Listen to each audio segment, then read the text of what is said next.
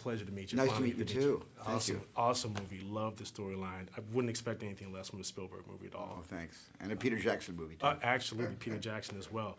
So I read the books when I was younger. Oh, fantastic. And in fact, my grandfather brought, he was in World War II, and he brought one of the magazines as home. Yeah, as the a albums, memento. yeah. Yes, as a memento of he was there. I really got caught in with this sense of adventure for him. And now it's a movie in 3D, brings me even more. Talk about the technology that you use for this picture and what you had at your disposal as opposed to maybe even the first movie you made to try to get the storylines across for those particular projects. Well, hopefully, whatever I say about the technology that I used to make Tintin, my plan and Peter Jackson's plan was to make the audience forget there was any technology 5 minutes into it and just to go with the characters, go with the humor, go with the adventure, go with the story. That was our main goal.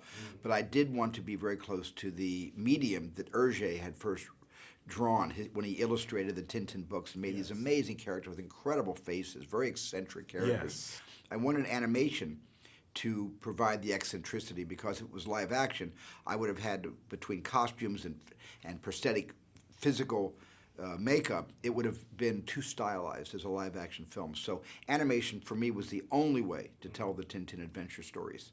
And that's what we used.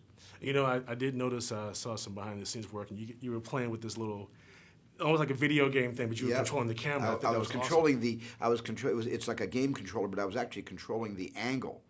And so when I staged the actors in a completely white, open, nothing volume, it was just like a complete open space.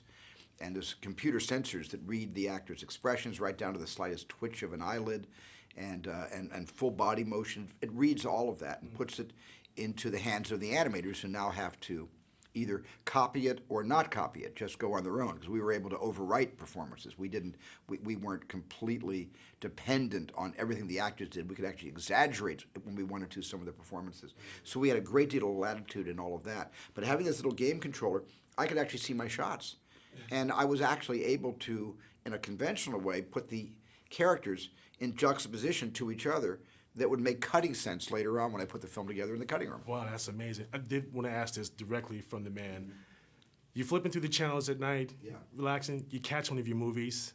Are you able to step outside of yourself and relax and just see it? Or you go like, you're very critical, I could have done the lighting better or something like that? It's not that very critical. There's very few movies I made that when I'm flipping through the channels and I see one, I'll stop on it for about 15, 20 seconds to see how bad the transfer was. Did they scan it properly if it's a widescreen film? Were they cutting off half of somebody's face? And then I move right on to Ghost Adventures or something like that.